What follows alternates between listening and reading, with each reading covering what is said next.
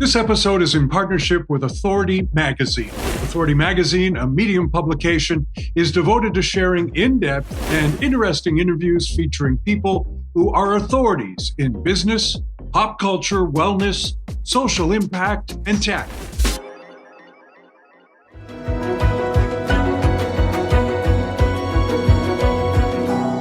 There are millions of creative and gifted people in the world, and today we'll spend time with one of them.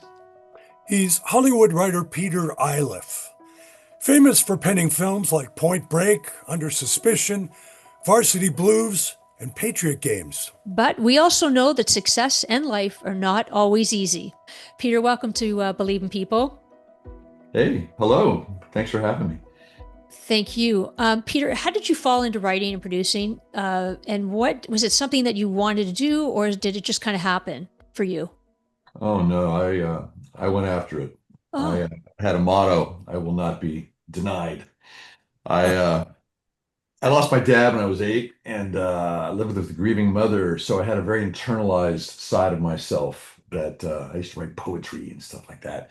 And I was also kind of a 6'4", nearsighted geek. And my social side really started to come out in high school because I had to compensate for the fact that I was a geek. And I didn't bloom into my gorgeous body until after college. And so I developed two skills. One was the ability to write, and one was the ability to be an extroverted person. Because writing is like, you got to have the goods, but you got to be a used car salesman on top of it, or else you ain't gonna move it. And so I went to UC Santa Barbara, and I was the editor of the paper, and it was the TV station, all that kind of stuff. And I came down to Hollywood not knowing a soul, solely to be a screenwriter. And my first job was driving trucks for a show called That's Incredible, which was a top ABC show. But to be they called it not a gopher, they called us runners, and it allowed you to kind of like cruise the town and be walking into ABC, walking into Paramount, because you had to take the film cans to film shipping, and then I would go around making copies of my latest screenplay, and I would actually be handing it out to people. And if you're going to steal my screenplay, fine, I'll just sue you and make money that way. No one stole my ideas. But I mean, I just had this attitude like I couldn't afford $10 a copy at the copy shop, so I would use the Paramount copies machines.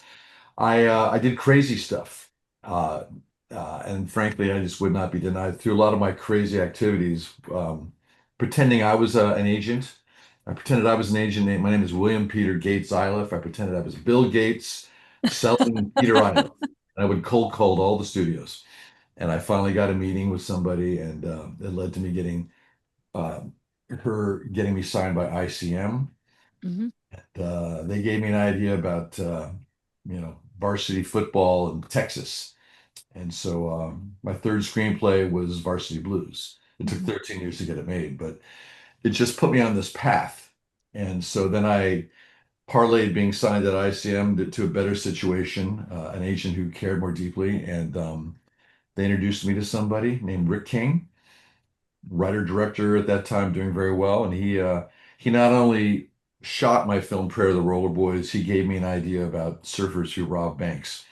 And once I wrote Point Break, the floodgates opened, and I've been able to enjoy. I got in the Guild in '87. I've been writing, making money at it ever since. Well, So I went out. you weren't going to be denied. Nope. And does that take a lot of courage, that determination? I suppose Peter. it does.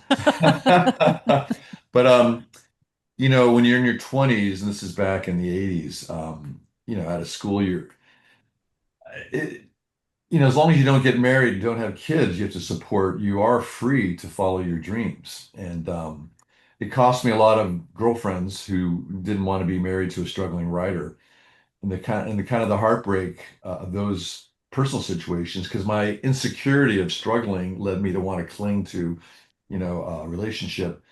But I started getting very strong, and I started, and my strength and my intent to not be denied this became an attractive thing. Here's this guy he's waiting tables, but he's putting his money after the shift. He's putting his money into the ATM instead of going out and buying a gram of Coke with the other waiters. you know, he's going home and he's writing, and that became a very attractive thing. And I was able to meet my wife Ruth Ann 3 weeks before I sold Point Break, and my life changed forever. And so Wow. we've only enjoyed the good times together in terms of that. And so again, courage, yeah, I guess so. It just takes like, "Hey, this is what I'm going to do, and I've got to be prepared if it doesn't work," because you see a lot of people in their 40s who are still trying to get the break, and it was like, this is what I have to risk. Will I have thrown away the opportunities to go a more traditional route? I had already, I mean, all my friends are becoming lawyers and getting MBAs and doing very well. And they were starting to have nice cars and nice apartments. And so in a way it was motivating. And did you have a plan B, Peter? Just in No, case you didn't have no, plan B. no plan B. Wow. I mean, here's the good news. I was writing, people were responding very well to my scripts. And there really is a market for young people who are talented. They're just, I mean, agents would rather sign some hot, aggressive writer who talks well and can hopefully run a room, right? There's all these skills writers need these days. You want to be a showrunner? You're running a multi-million dollar show, and $80 million company you're running to get this show. You better have people skills. So they would rather have the young person who's going to exude these qualities than someone like me today. I mean, I see friends of mine in their 60s, like, "I'm going to write this script." Like, you're not going to get signed by an agent. They don't want to dedicate the time because by the time they break you, you're going to be in your late 60s. So it's just kind of What like there's a great opportunity for young people. So, you know. are there, from your own experience, any pitfalls involved with either the success or the? Yeah, there's a lot of pitfalls. I decided that at the height of my success, films like Point Break, Patriot Games, Varsity Blues, and more, making millions of dollars a year, that I thought cocaine would be a really great idea to add to my life. Because you're running in these circles, and there's just a lot of indulgence, and also success when it comes really fast. It's something that's fascinating. I'm really intrigued by all these books I read on my favorite rock and roll stars of the 70s. They work in these clubs for 10 years. They work their ass off like I did as a writer, and suddenly you break through, and everybody loves you, and they say you're brilliant, and you have all this money, and you're at parties you never dreamed of being at, and you're flying a little too close to the sun. And in my case, I got in some bad behavior, and it cost me dearly because addiction. I was never really much of a drinker. I like weed, but somehow Coke triggered my physiology, and it was a terrible, terrible thing. I'm proud to tell you, I'm 21 years sober as of Monday of this week. And I'm so grateful for this because I was able to put my marriage back, to save my marriage, and be the father to my children, the husband to my wife, and then be a really nice version of myself. I see I exclusively go to men's meetings because when we go to mixed meetings, the men start flirting and you get off topic. But I see men who are the best versions of themselves, men who at one point were serving time in jail and doing all sorts of nonsense. And I see men behaving goodly, and it's an inspiration, especially in this era where a lot of men are getting knocked down for some of our, behavior. I'm very proud to be a member of Alcoholics Anonymous and into the 12 steps and all the traditions involved. Did somebody help you get there, Peter? Like, when did you decide that, Yeah, okay, my this is wife it? threw me out of the house. Oh, okay. That's a She threw me out motivator. of the house, and I never drank or used again. But I had to, I got involved with the rehab. That was a local Malibu rehab called Promises. I did the deal. I went to 90 meetings in 90 days, and I got, commitments that 4 or 5 of the meetings, and I got a sponsor. Did the steps really quickly. Then I was sponsoring guys at 6 months, and you know, you when you surrender to something like this, it can be fun. I mean, it was game over for me. And what's hard is being a successful person. You have a lot of ego. I certainly have suffered from ego and pride and all this stuff. And I look at these people in the room. You're not like me. You're all losers, and you're religious freaks and cultists, and fuck you. And but then you start to look a little closer. They're all like you. If we really look at people, whatever color, whatever flavor they are, and start to see the similarities to the differences, we all really profit in this lifetime, and it brings us closer. And that simple thing of trying to find the similarities in people that I thought were really different than me, I thought that was better than them. Well, yeah, I got rid of that stuff, and because I was able to get rid of that stuff, I was able to get sober, stay sober, and help others, and really get my life back on track. And whoever said you Well, write better when you're high, it's crap. I write a lot better being sober. I really do. You can go, you used to think, oh, if I smoke a joint, I'll get a bunch of great ideas. I go for a bike ride, my mind clears. I get a ton of problem solving, great ideas. I just stop, write them down on my phone, come home, and I got 5 great ideas to start my writing day. And so stuff like that. It's good. But what's why really do happened? I'm sorry. why do so many people fall off the wagon? Because the cravings can be very intense. It's a physical thing, man. Your dopamine intake receptors are all killed off, and it's what happens when you're using you. So Yeah. all of a sudden you enter the jet fuel of the drink or the drug, and so the cravings, the obsession, it's tough. But you get enough sober time, your brain rewires. Your cells are reborn, regenerated. I don't have cravings anymore. You know, And um, what about this, Peter? Then, okay, so you're a successful writer, producer, you have a family. Now you're sort of, how did you dedicate your time toward your family? And then also, like, I mean, and all the other shit that came about, the Pacific Palisades, which you called your home. Recently you just lost your beautiful daughter, Bella. I mean, well, I mean, how that's do the you, thing. I mean, dedicating yourself to your wife and family is easy because you love them. That's the easiest thing. It's the joy.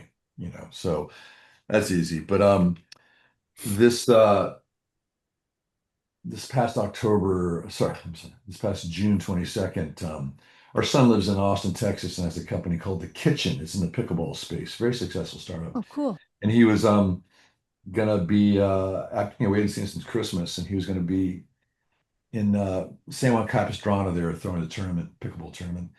So our daughter lives nearby, like 4 minutes away, and we have dogs and Bella. So we're going down to San Juan Capistrano to see Dane. Can you come over and take care of the dogs? We had a new 2-week-old puppy. Well, she wasn't answering the phone. She wasn't texting. So about 12:30 in San Juan Capistrano, we got in the car and drove home. And at 3:30 on Sunday, we dropped off my wife because we were afraid what we were going to find. And we found Bella, who suffered from epilepsy all her life and had a catastrophic fall, and was gone. And so we've been going through it. It is the most horrible thing that can happen. It just is. And so how do you get through it? I mean, I will say that 21 years ago, my sober date is following when my wife's beloved sister, Sue Ellen, died tragically. We loved Sue Ellen. She was the light of our life. She's the funniest person I ever met. And how did I support my wife in that time? I didn't want to feel those feelings, so I relapsed. And my wife, who needed me the most at that time, was just, I mean, it was just horrible what I did. So it was like, I will be damned if I'm going to, not be here in full to go through the darkest of emotions. And so, how do you do it? Like you wake up, I mean, someone will post a video of your daughter singing karaoke, and you'll just be broken. And we have found that community and exercise, you Yeah. know, have been really the lifesavers. I mean, there's so much on the spiritual side and whatnot, but just getting through a day when you're that sad, I just have to get outside. We play a lot of pickleball. At first, you don't feel like you deserve to be happy because Yeah. of your daughter's gone, but you got to get happy. I keep thinking my daughter had a great sense of humor. It's funny. And so I cycle, I lift weights. I'm in great shape. This is my wife because we're sometimes exercising 2, 3 times a day. And we have all these communities. I have the community of Alcoholics Anonymous, at least 50 plus men and women from, the program were at Bella's celebration of life at the Bel Air Mhm. Bay Club. There were over 350 people there to celebrate our daughter. It's because of the communities, my wife and I. We have communities playing pickleball, these sports activities where you're playing, where you're with other people are what can fight loneliness. Loneliness is a killer. You can't escape the head state you're in.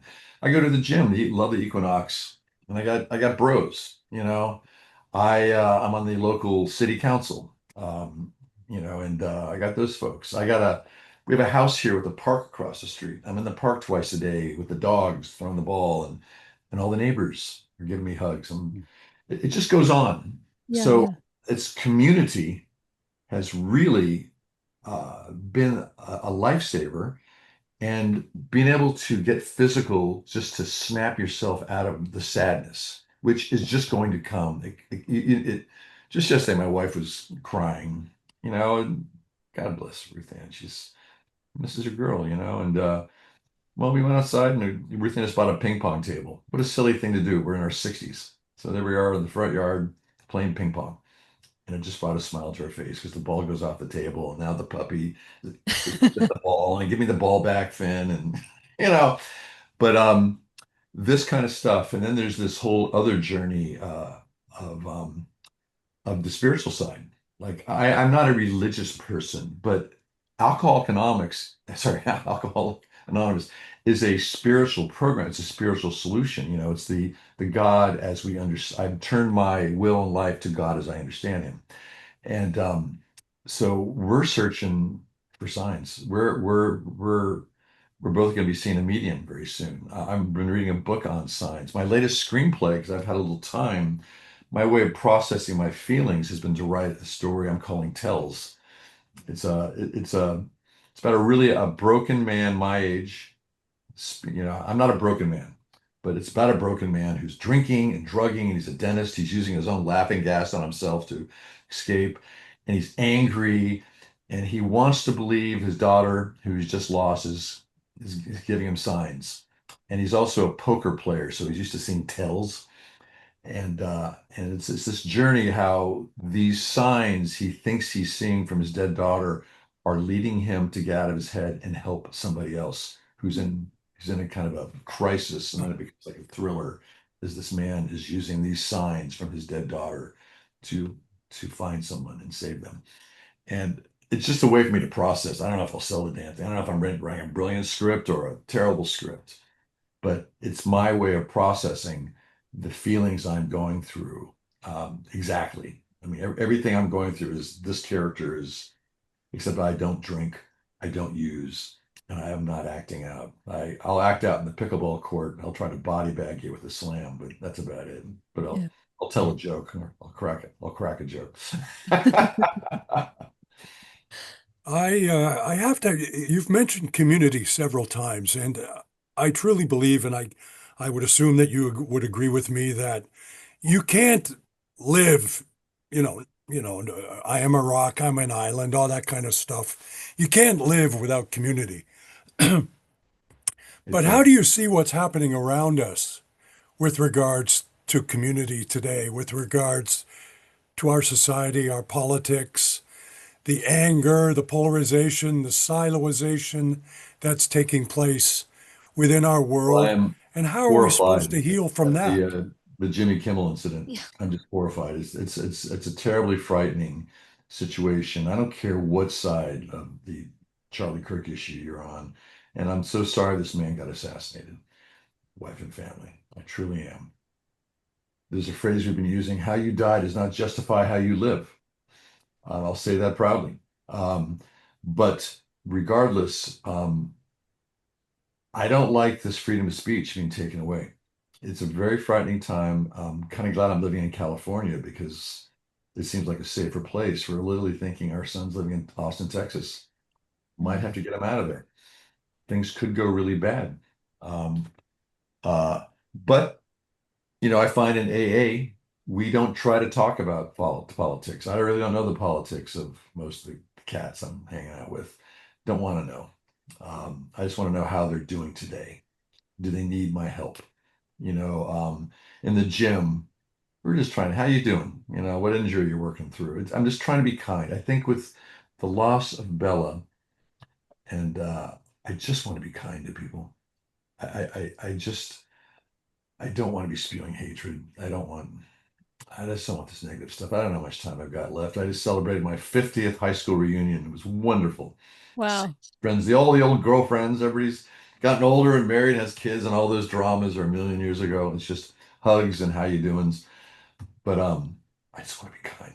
And it's a tough time for this. I am seriously alarmed about the state of our nation, especially with this FCC chairman, a $15 billion lawsuit against the New York Times. Are you Yeah. kidding? Are you kidding me? You know, um, so I think you know where I'm coming from with this issue. And so having said that, actually, Peter, and the loss of your daughter Bella, what do you when you think of Bella? What lessons have you learned from her? What has she taught you? What she taught me. Um, Bella had all these friends who considered her to be their best friend. She had a ton of best friends. What a beautiful thing, huh? Yeah. You know, uh, for us, our daughter was a young woman who had developed epilepsy at puberty, and was a beautiful. I mean, she's like photogenic and fun and really goofy, goofball. Her humor was always kind of projected at what a goofball she was. She never put somebody down with her humor. I love that about her. But so our relationship was a lot like, we got to deal with this epilepsy and maybe with doctors and and sometimes that was off-putting to Bella because we had to kind of be in her face because she wasn't one of those people to really own her disease and like, I'm going to find a way to beat it. She wasn't that girl. She wanted to live. She wanted to party. I mean, she had a great job and she'd had it for 8 years. So I'm not saying she had both sides of her life. She got her work done. Then it was time to have fun. And I really appreciate that about her. She wanted to live her life. And I think that's why you get 350 people at your celebration of life because you Wow. touched the hearts, you know. And Jeez. she loved dogs. We had gotten a puppy. Uh, we have a Boston Terrier named Moxie. He's 9 years old, greatest dog ever. But it's time to get the next dog. And we had flown to Memphis to get this dog from a breeder. And we 2 weeks before she died. And we're thinking of names like we're gonna call it Elvis because it's got it Memphis and it's stupid names. And on the day she died, our daughter woke up and said, I had a dream. In the dream, we named the dog Finn, as in Huckleberry Finn. And so the dog's Finn. And I've got a picture of Bella holding the puppy the last time she ever held that puppy. And then she would die that night about 2 in the morning on a Sunday morning, having gotten up out of bed to pee and had a grand mal seizure on the toilet. And when we How got do there, you the dog was nuzzled beside her, you know, her dog. Anyway, how do sad. you react to the kindness of others that you've been shown as a result of these trials? Well, I mean, it's such a beautiful thing how many, I mean, people truly care. When it's a daughter, I mean, they truly care. They break down in tears. At first, it was just a bit overwhelming. I haven't been through a death. Like, I mean, I've lost my dad and my parents, but Sure. it was just truly exhausting when it happened because all of a sudden, people, family, and friends are in your house. They've flown in. They're in your house. Your friends have just dropped. And it's wonderful, but you can't get a moment alone. And then you've got 500 text messages and calls from people who are, just heartbroken for you. And you want to try to return these. So every moment you've got where someone's not in your house just talking at you or sitting with you, holding your hand, you're trying to return these. It's exhausting. And then your house is, the joke was more flowers, more food. Yeah. Like, Yeah. stop sending us food. We have food, We're like, I'm not giving you my address. Don't, no more food, no Right. more flowers. Just dead Right. flower petals everywhere. Every But counter. then, but And then then stops. all of a sudden then it's empty. Yeah. Yeah. And that's when, again, community, again, a lot of exercise and puppies. Yeah. Again, the blessing has really been also, is had a puppy in the house that she had named. And that's just joy. And to see the 9-year-old Boston with the puppy. And so what a blessing. This book, Signs, that I've been reading about, Signs from a Love on the Other Side, it talks about that all of us in life, I don't know if this is true, but it says that we have light teams. And these light teams are our angels and how they are preparing us for, the moments that are the toughest for us. And my light team clearly got us a puppy 2 weeks before Bella's passing. My light team got my son, who, we talk to all the time in FaceTime. He's really close to our son, Dane, but he's been in Austin, Texas, running a startup business. And he was here the day she died. I was able to walk through that door with my son, who's a 33-year-old man and a hell of a young man, Dane Iliff. I mean, and then, because the Palisades burned down, the Yeah. the most fabulous place you could possibly imagine, the Bel Air Bay Club on PCH, kind of looking down at the beach. I mean, we had it on a Saturday, 20 days after her death, because all the weddings had been canceled. So we got this place that Bella loved. And then by another coincidence, my light team, we had reserved a beach house the following Tuesday after this big celebration of life in Montecito, which is Santa Barbara. And it's an exclusive beach next to the Miramar, and we had this for 5, 6 days with this puppy on the beach so it's just interesting how life threw the most horrible thing it took our daughter, it broke our hearts, but it couched it in a way, puppy, son here, this celebration that came together with music. I have a hobby. I have a rock band called Naughty Pete. I play songs about bad behavior, getting sober, and trying to stay out of trouble. But Do you I write your performed songs too? Do you write your yeah, own songs? absolutely. And I played Good for you. the Viper Room in the Sunset Strip at Wimpum Band about six Cool. times the past year. And Naughty Pete. But Naughty Pete sang a sweet song, and then a dear friend Gina Zoe, who's going to be a big rock star, she wrote an original song for Bella, and all these people got up, and it's just beautiful. But anyway, so it all Beautiful. came up. So the light team, I like that. Light team. I mean, they did a really good job. I think that's the next script. Light team. It's kind of cool. Well, And I hopefully just want to, I know I don't want to take up too much of your time. We're great. Kevin and I are really grateful, but I want to ask you, Peter, any time where you just said that's it for writing, like during that period, did you have any, like, you just were not inspired apart from what you're doing now? Oh hell no! I love writing. You never retire from writing.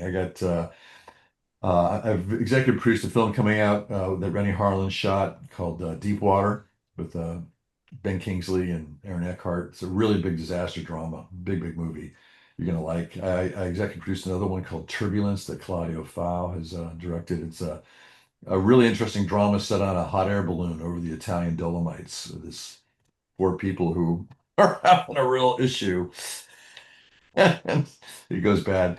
And then My just goodness. wrote a new film with about Buffalo Bills running back Ray Davis of the Buffalo Bills. It's his inspirational story growing up without parents in the SF Tenderloin.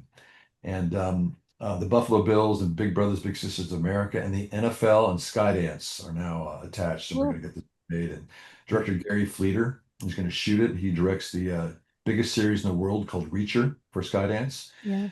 and Patrick will produce this. And I got all this stuff going on, because guys like me have a bunch of great scripts, and they only got great because they've been rewritten. I've gotten notes from people like you who will read it, give me ideas, and they get better and better. So guys like me are dangerous because we have a lot of great scripts that are sitting around. And what guys like me can do is I have 40 years of friendships.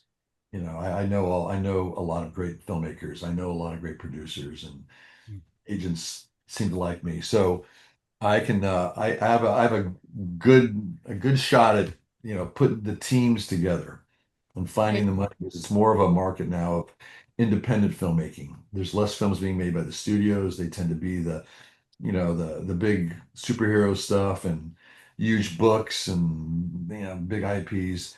So the game for feature writers is more independence at more of a 7 to $22 million level. And it affects how you write the script. It affects, the scope of them, and they really have to be cast driven. You have to really write a script that a big actor will say yes to, or a co-star that a big actor can come in and play for a few days or a week and get a big paycheck, and that put him on the poster. It affects how you write the scripts to navigate the independent space. And a lot of them have to be so they're not really city dependent, so you can shoot it in Brussels or New Zealand or anywhere but here. But of course, tax breaks are getting a little better in LA, and we're really hoping that this town does bounce back. LA. I have to ask, just as we let you go, out of so much darkness, you start talking to us about light, which I found very inspiring. And in spite of those things, in spite of the challenges that you've faced your entire life, obviously addiction challenges, personal challenges, the loss of loved ones, why do you still believe in people? Oh, I love people. Don't you? We all love people. I got the best wife in the whole world. I got the best son in the whole world, and I got a lot of good friends. I think because I'm kind and I still got a sense of humor, and and I'm just so much fun to be with. I mean, come on. Of course. Peter, thanks so much for being on Believe in People. Really appreciate it. Thank you for the opportunity to Thank chat. you so much. All right, man. Take care. Thanks a lot. Well, Kev, the one thing that I found with Peter is that he notices the light, like the fact that he was saying that he's aware. I think when you're aware of certain things that happen during really dark times, like the puppy and like availability of a space, just to be actually aware of that instead of just letting that kind of, not think about it, I think fills your heart a little bit more. And he's definitely letting the light in, which is amazing. Yeah, and he's chosen not to do it alone. In your grief, you can't silo yourself away. You certainly can't turn to substance abuse and things like that. It doesn't help. And he has found a way, and friends and community, to keep himself together, keep his marriage together, and to keep his world together. And I'm just so appreciative he spent a half hour with us today, Amy. So great. Thanks, Kev. Thanks. Get over the cold. Get over the cold.